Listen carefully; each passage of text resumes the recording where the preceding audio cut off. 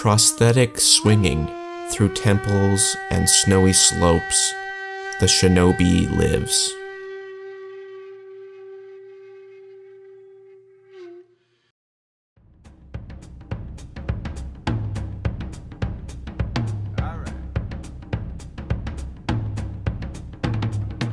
Hey everybody, welcome to the Carriage Way podcast for the month of...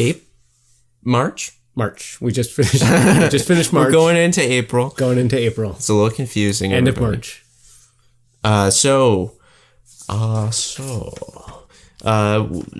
with a couple channel updates, Joe. What's been going on in the month of March for Carriage Way? Our new series didn't start. No. So yeah, well that's important. We beat Suikoden 2 after that's been our longest running series. We started it last June or July, I can't remember exactly, but it was 112 episodes. And there was going to be another great big giant game lined up, but the recording software with the can we say the console that we're yeah. We're trying to get the freaking Super Nintendo recording to work. And, we realized that there was something a little bit off at the time because the screen, like when we were playing, it was really jittery. But when we did a couple tests, it seemed fine. And then it's something to do with like the export. Once you turn it into an MP4, the original file format, which is like a TS file. Who's ever heard of that, it turned out that seemed fine. Maybe when I first looked at it, it didn't. I don't know. Maybe it's salvageable. Maybe it's not. But for now, we started a new game, GD. God damn it. Oh, okay. And language, Jacob. Language. God is listening. We started a new game to replace Suikoden 2 tentatively. Maybe we'll finish it. Maybe we won't. What is that game, Joe? Alundra. PS1 classic. Is it a classic? Was it to achieve classic status? For me, it has. I think I think it would be a cult classic game. Yeah, cult classic. I mean, not popular enough to make it onto the PlayStation 1 Mini or whatever it was. Yeah. What's it called? The PlayStation 1 Classic. Yeah, so it's not a classic if it's not on the PlayStation Classic. I think I don't hear a lot of people talk about Alundra.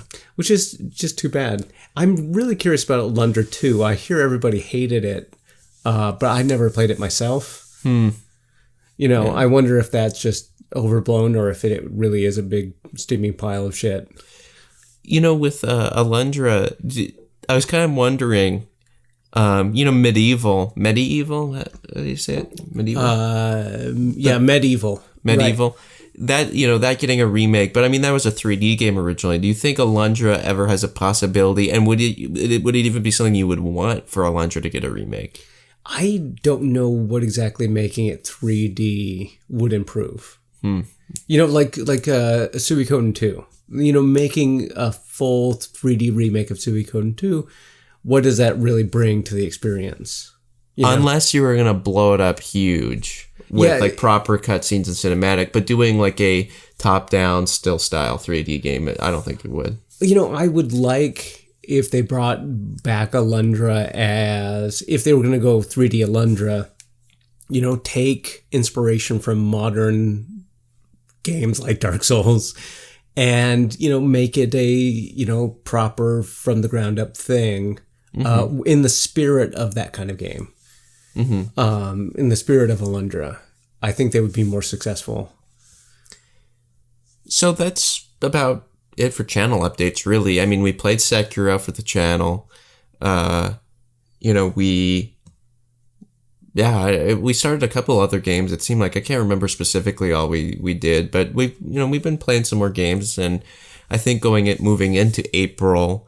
We kind of tried to tease it on the Demon Souls, maybe prematurely episode, if anybody listened to that, but we're gonna have some guests, hopefully, and we'll see how that turns out, what day of the week, and we'll be playing a new game with our potential guests. I'm sure that will happen. I'm sure we'll have those guests on at some point in the month of April. I mean, they're busy people. They are. That's true, but it's something to look forward to, and be sure to subscribe to Carriage Way and hit that bell icon if you want to see that. I'm just thinking of the person who hasn't already subscribed, who's still listening, 5 minutes into our podcast? I don't subscribe to a lot of channels. Sometimes I get in like a Good Mythical Morning kick for whatever reason. I'm not a subscriber. I refuse to subscribe. I'm not going to be one of the whatever 20 million people, but with these, sometimes subscribing is it's too much of a commitment for you. Yeah. Are you afraid of commitment so much that you won't subscribe to Good Mythical Morning? Not the Good. I would for sure subscribe to Carriage Way, regardless of my fear of commitment, because Carriage Way is really good. I know. Man, those guys are so cool. If only they could, reach, have enough money to have their own studio. And let's give these boys a studio, am I right? Let's set up a GoFundMe for them. You know what would make those guys better? If they could get their Super Nintendo recording equipment in order. Yeah. Then I would subscribe. So they could get that new series started. Yeah, only then will I subscribe, when I see that new Super Nintendo series. All right, so Joe, what have you been making lately?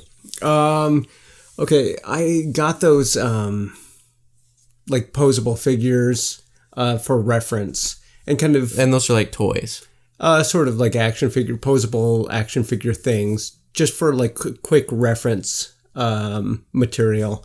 And I've been just kind of a test comic book to quickly iterate on frames using those, and I just had come up with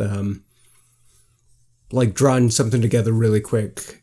And I was listening to a podcast about Lizzie Borden as I was putting all this together. So it all became about this character named Hit Lizzie, or Lizzie B, who's this assassin. Whoa. Does she have an axe, dude?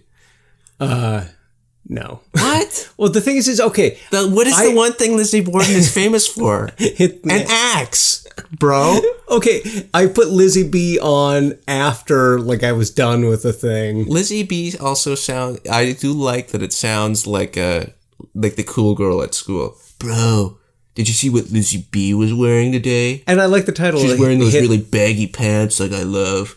You know what I mean? Hit Lizzie, and there are things I like about it. It wasn't perfect. I was just throwing it together. But just, trying to streamline my process down a bit, finding the right techniques, kind of. Are you taking pictures of them, or what are you doing with them? Yeah, taking pictures for reference. I have two different action figures. I'm posing them in complex scenes that normally.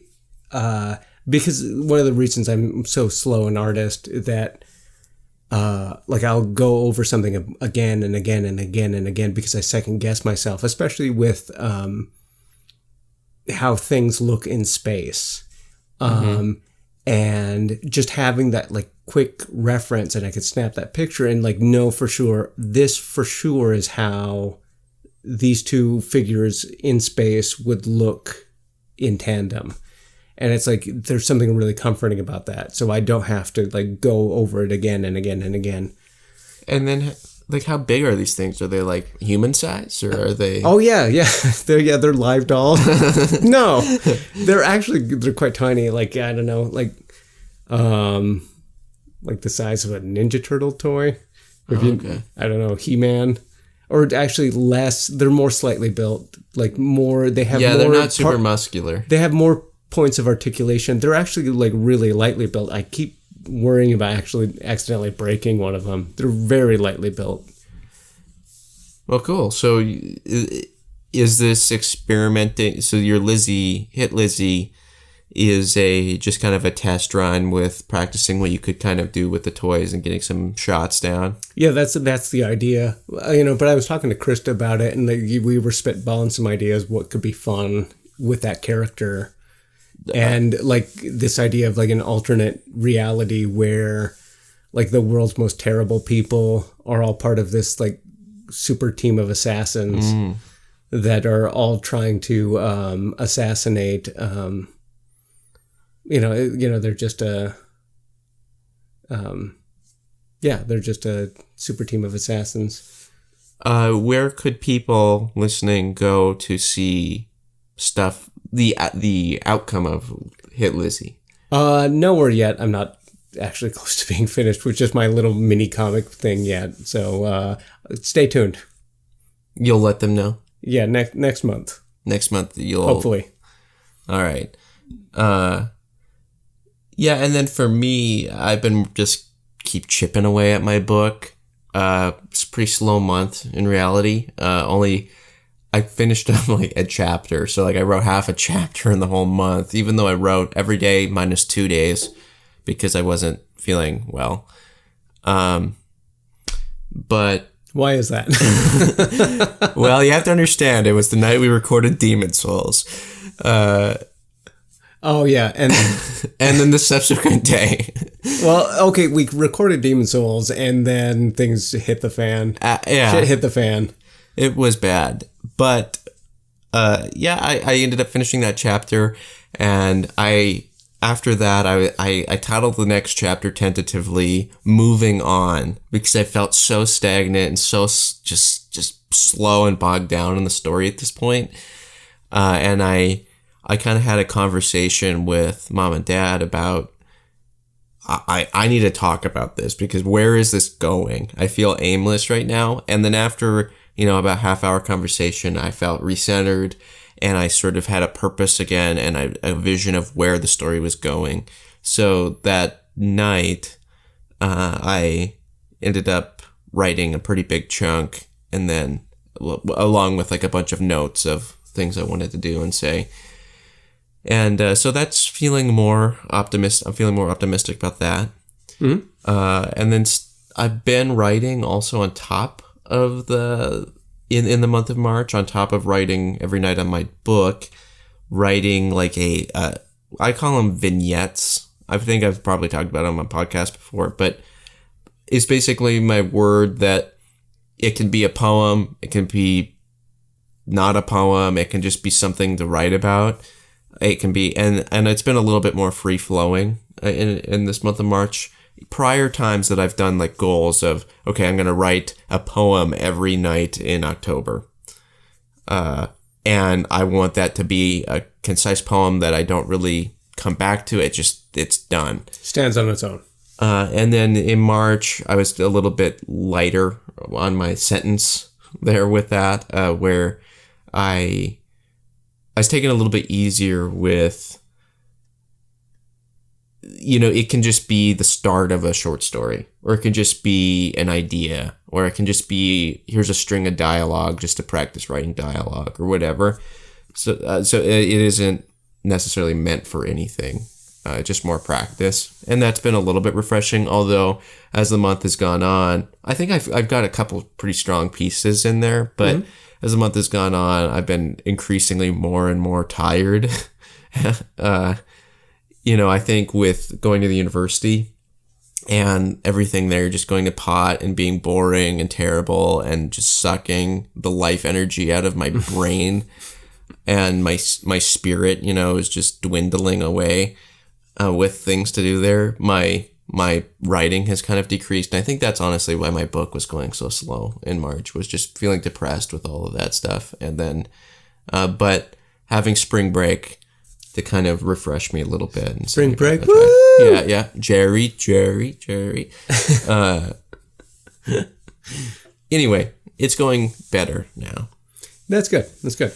Is there anything else you've been making? Oh, that you wish to share? Just constantly making pictures. I always have half a dozen going. Oh, nice. Regardless of what else is going on. It's slow I'm a slow ass artist. Don't be so hard on yourself. Yeah. Thanks. All right, what's next? All right, let's move on to stuff that we're watching, listening, playing. We call this section media stuff. Media stuff. What have you been? You wanted to talk about a book you finished. Oh, yeah. After last month, I'd finished. What the hell book did I finish? That Ursula Le Guin, Wizard of Earthsea. That's the book I'd finished that last month. Okay. And then this month, I'd read A Monster Calls, and I didn't know anything about it. Like, Krista had recommended it. Who's Krista? My wife. Okay. My wife. Out-of-date memes.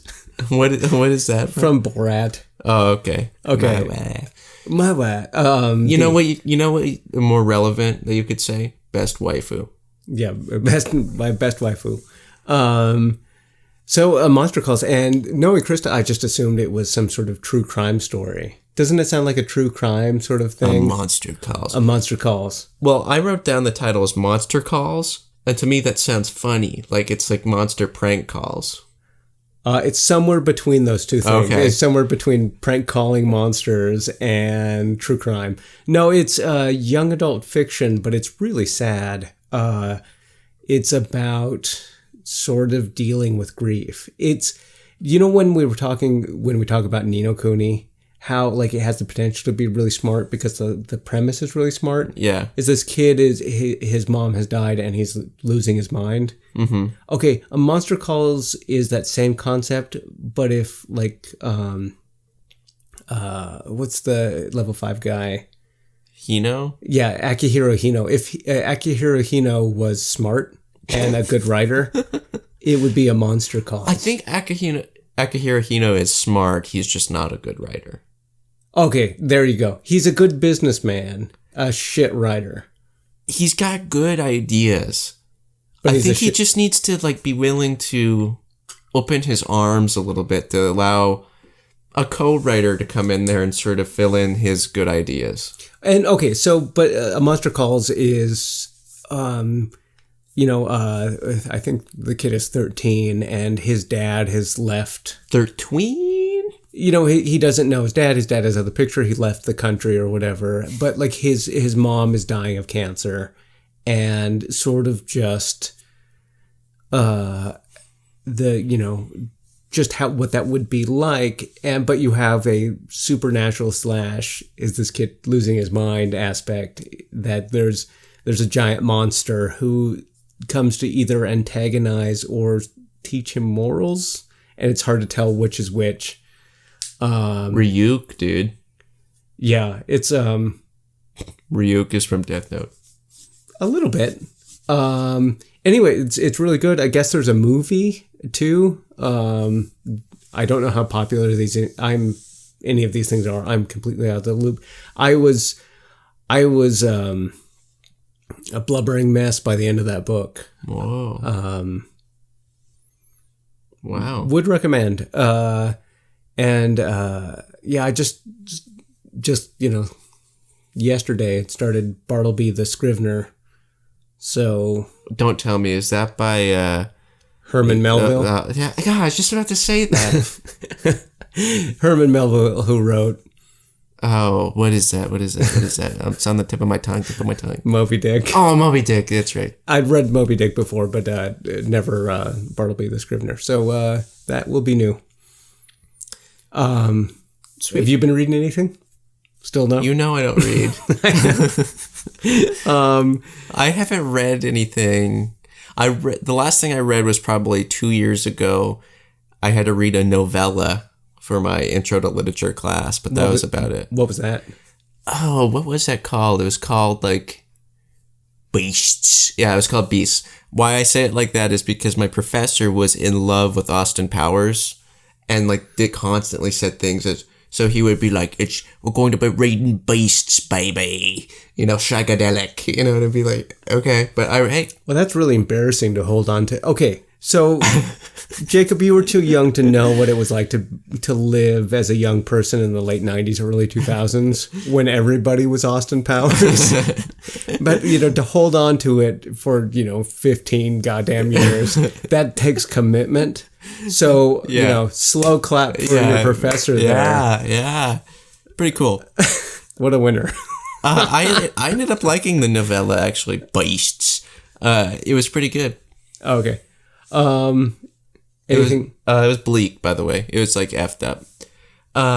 I've not been reading anything, but I do want to take a moment. Our older brother recommended a little band, baby. Shagadelic. that was called Greta Van Fleet. And, I think it's pretty... she was that Fox News gal, right? Greta, yeah, exactly. Greta Van Fleet? Yeah, named after Greta, the Fox News host. Love Greta. And so I normally don't listen to like recommendations. For some reason, there's something ingrained down into my DNA that is somebody says, dude, Jacob, you're going to love this. And then I go, no, I'm not. I'm not going to love that. I'm not going to watch it. I'm not going to listen to that. But I don't say that to their face. I kind of go, oh, cool. And then I never really watch it. Yeah, it's really frustrating. And then, but this, I thought, well, I don't know. Maybe I'll listen to it. So Greta Van Fleet, band out of Michigan that is like a rock band. And people... Young guys, your age. Yeah, about my age. And they have a very sound similar to Led Zeppelin.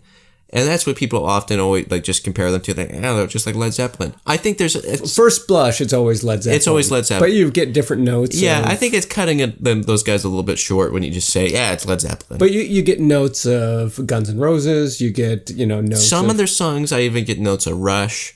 I really ended up liking them a lot. Yeah, the couple songs you had me listen to last week, or maybe that was the week before. It all runs together. The Mistake Day. Oh yeah, that Demon Souls. Yeah, Demon Souls Day.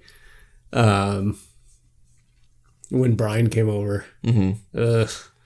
Ninja Brian, obviously. He's like, you guys listening to Greta Van Fleet? No, the other Brian. The other Brian, the only other. The only other Brian, the one that drinks too much and makes us drink too much. Bad influence. So yeah, Greta Van Fleet. You liked it? I did too. Yeah, I did. And I was primed for it because I like all of the bands that they're taking inspiration from. So it's kind of synthesizing a bunch of things that I already like a lot. I honestly really like them, and you may call me crazy for saying this, and it's just from one album, and I'm not. I really love rock music. Not super familiar with Led Zeppelin, although I know their key songs, Stairway to Heaven, All My Love, yada, yada, yada. But not a huge Led Zeppelin fan. Yeah, I like a couple other songs. Well, they're pretty hit and miss. Led Zeppelin is pretty even the stuff that people like, I'm just not into. I really instantly connected with Greta Van Fleet and liked it a lot. It kind of honestly reminded me of when I was listening to Pink Floyd for the first time, the Wall album. And I thought, wow, I really like this. I really connect with this. This is way better than Led Zeppelin. And I kept saying that. Well, Pink Floyd is way better than Led Zeppelin. I don't know why people like Led Zeppelin. That's your metric for enjoying anything. Man, this cake, it's better than Led Zeppelin. Better than Led Zeppelin, This pizza? Dude. Better than Zepp. It's true, though. I'm just not a Led Zeppelin fan. Really, yeah. But I am a Greta Van Fleet fan now. So check them out. Joe, you wanted to talk about a little old movie. I don't think people... This is like a small indie movie. Animated indie movie. Yeah. By this... I kind of heard this no-name outfit called Sony Animated Pictures Animation. And it's a character I hadn't really ever heard of before. Is a Spider-Man? Spider-Man? Spider? Oh, is it like Goemon? Something Spider-Man? like that, probably. Okay, must be a ripoff. But it was called Into the Spider-Verse. Okay. So I'm kind of late to the party on this, I'm sure. Not as late as you, because you haven't watched it yet. I haven't seen it. Man, that movie is great. Into the Spider-Verse is amazing in a way that I didn't expect it to be amazing. I think it's my favorite superhero movie. Whoa. It is... Better than Deadpool. Okay. It's on that caliber, and for me, I like it slightly more. Better than Deadpool 2?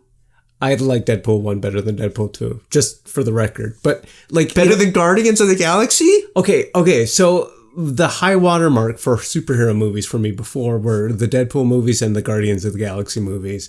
This I like even better than those. Whoa. High praise. Well, yeah. I mean, it's a fantastic movie. It's very stylish, very cool, very funny, very heartfelt. It's hitting me in every way that a movie can hit me and make me feel something. I've seen memes of it. Like I've seen, well, maybe not memes is the right word, but like on Instagram, I get a lot of suggested stuff for like what college kids would be suggested, like frat party stuff, vape stuff, and then it's Spider-Verse stuff. Yeah, Into the Spider-Verse, it's like if like a vaping at a frat party. That's no, it's very heartfelt, and it's the marketing material. It's like, oh, you're seeing something that's really stylish, and it is very stylish, but there's really a bunch of heart there too. Something that I kept thinking as I was watching it, it's sort of like the stylishness and heart you get in Persona 5. It's kind of if Spider-Man and Persona 5 had a baby. Ooh.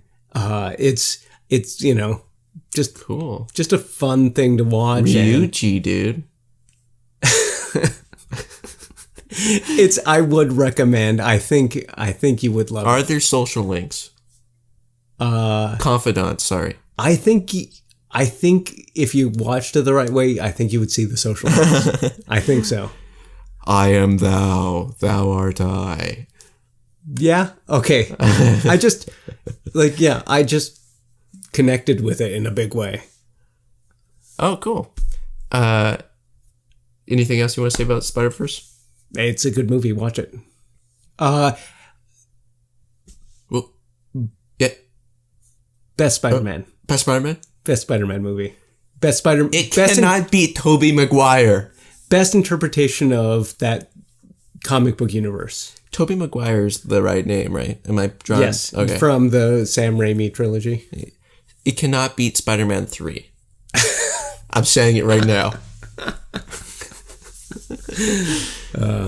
And then also, just real quick side note, finished up Letterkenny, which I talked about last month, I believe. So that's all over then? For now. I don't know if there will be another season. Really love Letterkenny. Letterkenny is the type of show that I would one day hope to be a part of making. Because there's something that Letterkenny does. Now bear with me here. Okay. Letterkenny. So Letterkenny is from like it's a Canadian comedy that's about rural Canada. Yeah. Okay. And this show has its own language that at first is confusing and you don't know half of what anything means. By the end, you are fluent in this language. And I think that's impressive. Is a show that you begin in your how you talk now is influenced by Letterkenny. The sayings you use, how you say these sayings, the applications of it. You can no longer say "to be fair" without turning it into "to be fair." So it's kind of like Jonathan Blows the Witness. It teaches you a new language. Yeah, basically. Yeah, it's pretty much. It's the show version of Jonathan Blows the Witness with swearing Canadians. Yeah, it's amazing to me how they do that. And I think that show effectively uses it uses the setting chain. Okay, so it's a very routine-driven show. It's very much, okay, you have a couple areas that the characters hang out, but then the writers know that certain aspects get stale, so they very smartly drop certain things and bring in new ones, and then have changes in time and changes in characters' relationships, but it's still always very routine-driven comedy. So they just find this perfect balance. It's one of, I think, my favorite comedies ever. If you like comedy sitcom, I think you have to watch Letterkenny. With the subtitles on. With the subtitles on, because you won't understand what they're saying. Yeah. I've seen 3 episodes. Yeah, it's very good. Can't wait to watch more. And you wanted to talk about some weird, stupid indie movie that you watched. Oh, yeah. Kristen and I went to the our local art house theater to watch a movie called A Girl Walks Home Alone at Night, which is an Iranian vampire movie. It's it was a good one. Is it? Yeah, I think so. Is it better than Spider-Verse? I mean, for me, Spider-Verse is more my thing. But is it better than Deadpool? Anyway, these are the metrics. Is it better than Led Zeppelin? It's an indie movie from Iran about a vampire and kind of just like the seedy inner city life in Iran and how depressing everything is. But it's also kind of funny and heartwarming and tragic and horrific. And it's hitting you in a bunch of different ways. Is it in English or did you read subtitles? Subtitles. I don't know. Oh, okay. Don't scoff at me. Just a question. No, it's the art house theater, man. Oh yeah. It's good stuff. Yeah, if you want something that's really quirky and weird and disturbing, would recommend. Which genre is it? Horror, drama, comedy. It's all genres. Oh, cool. It's in one of those kinds of. It's I think expertly made. Oh. On a super shoestring budget. Oh, cool. And then as far as games, was there anything else you want to say about that? 9. As far that means no, everybody. I have 9 more things to say about 9 more things. 9. I have played about 35 hours of Sekiro since we played for the channel. I get it good, everybody. I think I was always good at Sekiro, really. Yeah, from the channel. From the beginning, yeah. I think everybody can see Jacob was an immediate expert. But Sekiro is a game that's interesting because I've also been, incoming shout out, Dan Floyd from Playframe, who I talked about before. How many times do we reference that guy? I didn't even watch his channel anymore. I watch his stuff. He's been playing Sekiro. Oh, okay. And it's frustrating to see somebody who hasn't learned the techniques. You know what I mean? Like, as I've played it, like Letterkenny, it's a language, you like how to play, how to watch, how to observe the environment, how to interact with things, how to fight. And then to go and watch somebody who hasn't learned that is frustrating. Yeah. And I mean, it's always kind of like that with Souls, but I think Sekiro takes it to this whole nother degree of, because it's very complex. It's a very complex game. Right.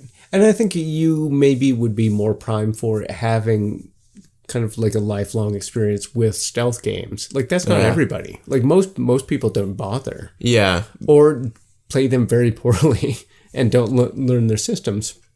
Whereas, like, stealth games like Metal Gear Solid and Tenchu, and, that's kind of been our bag, Yeah, the stealth stuff is really easy in Sekiro. And I think honestly, if I'm looking at the difficulty of Sekiro compared to the other Souls games, I think as far as environment exploration and going through a level, it's way easier.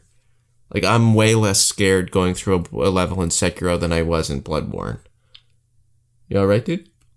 Joe's about to sneeze, everybody. Oh, there he goes. Oh, dude. I'm trying to not make a big deal about it. But going through a level in Sekiro, it's not anything to be scared of, especially when you have stealth and you can one-shot everything with a stealth kill, with the exception of like a couple enemies who are mini bosses. Anyway, I really, really, really love Sekiro. Won't get into the spoilers, won't get into the minutia. Joe hasn't played it yet. No. I've just over spring break put in, like I said, about 35 hours. And so far, really loving it. Yeah. It's probably trash. If I was to compare it to... If I was going to like rank it, I would say Sekiro is number 1. Okay, for no. From Software games? No. Just Sekiro's number 1, Spider-Verse is number 2, Deadpool's number 3, and Led Zeppelin's number 4. Wait, what about Greta Van Susteren? Greta Van Susteren? Greta Van Susteren's probably... Yeah, Greta's better than Sekiro, for sure. Greta's always number one. Anyway, that's all I really have to say about Sekiro. If you want to know more about my thoughts, you can drop a comment and ask. But my guess is nobody cares what I have to say. All right. Last month, we had bets. Who had bets? Who lost the bets? Who lost the bets? Well, I don't know. We'll find out. Let's go through it. I think we already know. Yeah, if you listen to the start of this episode, you would know. But our voices sound so much alike. I don't think people could even tell who read that haiku. I know, right? All right, so we started off. Dead or Alive 6 came out last month. I bet that it would have a 67 on Metacritic. Joe bet it would have a 75. Dead or Alive 6, 72. That's a win, Joe. 1 for Joe, 0 for Jacob. Left Alive came out last month. I bet it would have a 67 on Metacritic. Joe bet it would have an 80 on Metacritic. Joe, what Metacritic does Left Alive have? 37. Wait, come again? 37. 37? Yeah. That's not right, man. That seems... Okay, that disc would have to be an explosive. You had to blow off your fingers to have a Metacritic score that low. There's no way that game would have to like assault you physically, mentally. What is that doing to people? I think that's a score that's a statement. Yeah, for sure. It probably does suck, but 37 is low. Devil May Cry 5 came out last month. So, okay, 1-1. Oh, yeah. So, yeah. Yeah. Came out last month. I bet it would have an 88 on Metacritic. Joe bet it would have a 92. Devil May Cry 5 had a 87. 87. Which put me 1 point away. So, I am an expert so far at guessing Capcom. So, 1-2 Jacob right now. Which is surprising about Devil May Cry 5 because, man, people online are just like jizzing in their pants, man. Whoa. Like, no, I mean, it's just like cream in their jeans? They're creaming their jeans over this game, and 87 seems pretty low for the cream jean game. Yeah, I don't know. I bet I feel like it's probably an 87 game. Well, for us, like, or I mean, for even me in particular, I'm thinking like, I don't know, it's like 65, as all character action games deserve to be. Yeah, I think I was excited about Devil May Cry 5 when I thought, hey, this could be, more like Souls, where in level design, not in combat, whatever. But the fact that it's stages is what's the turnoff for me. Yeah, it's essentially just like an old school beat 'em up, but you have a sword and you're a douche.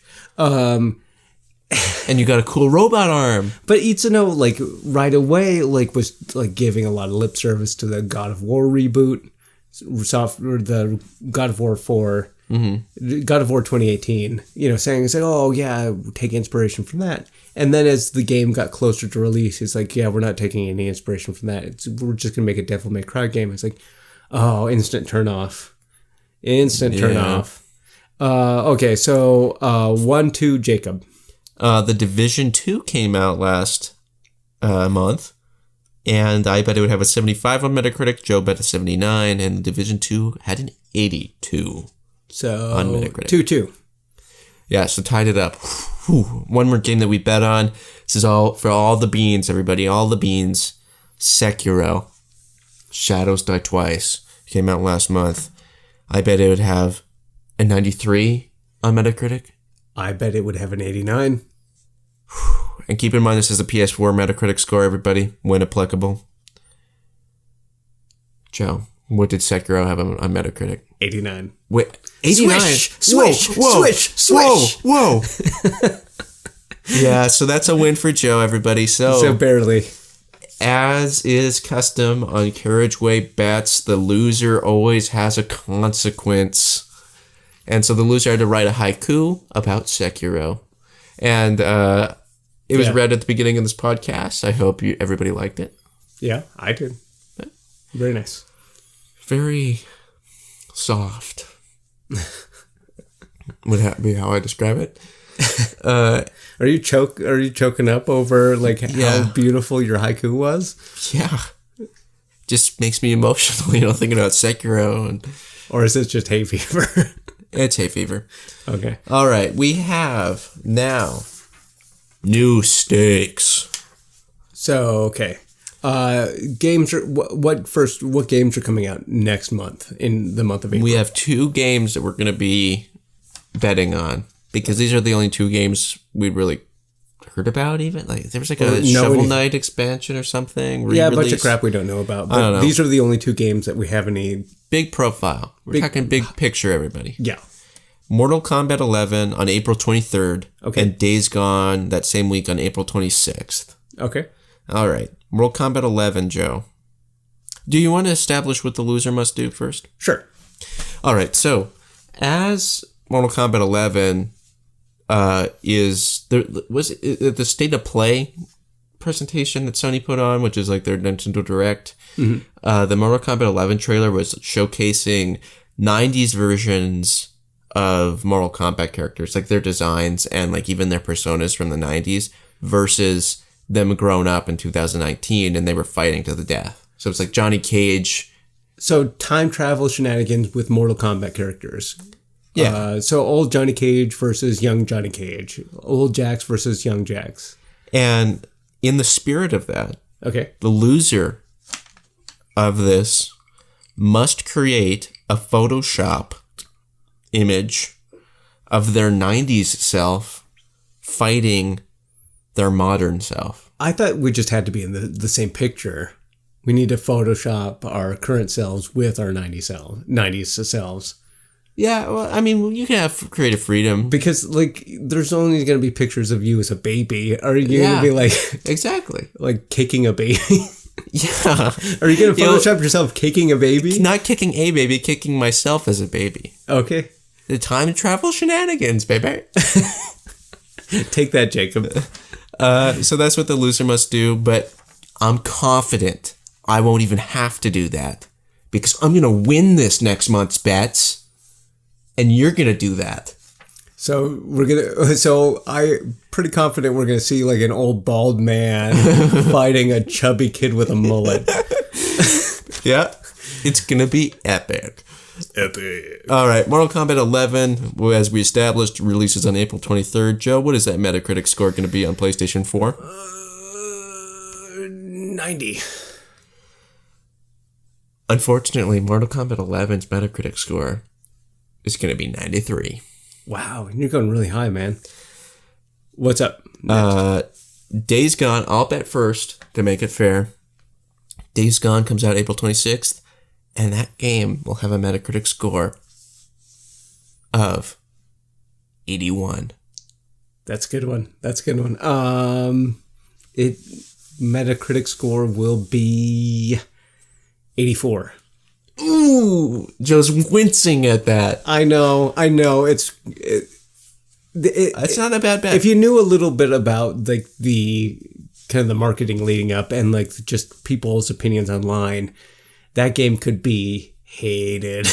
That could be. I think it could go down to the 70s. It could be the next The Order 1886. And The Order had like a 60-something, 65 on Metacritic. Comically low for, maybe a game that you could criticize for being uninspired. But, Yeah. It's... 84 is not a bad bet. We all make good bets here at Carriage Way. If you are interested in getting in on the betting game, drop a comment of what you think. Yeah, we would like to see your pictures of you punting yourself as a baby. Listener. You can do that. You can tweet at Carriage Way, carriage_way, a picture of that.